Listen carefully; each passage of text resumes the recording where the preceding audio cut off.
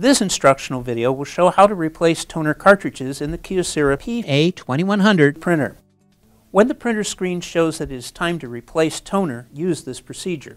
To maintain image quality, we recommend using genuine Kyocera toner containers. Genuine Kyocera toner is engineered specifically for Kyocera printers. Using any toner that is not genuine Kyocera toner may affect print quality and could damage the printer. Using non-Kyocera toner will also void the printer's warranty. Open the right side cover. The toner containers are color-coded. Find the container that is to be replaced. Unlock the container by pushing this latch upward. Remove the old container by pulling it straight out of the printer. Put the old toner container into the provided plastic waste bag and seal the bag.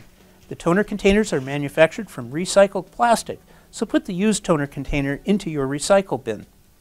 Remove the new toner container from its box, being careful not to touch these parts of the container or touch this electrical contact. Shake the toner back and forth 5 or 6 times.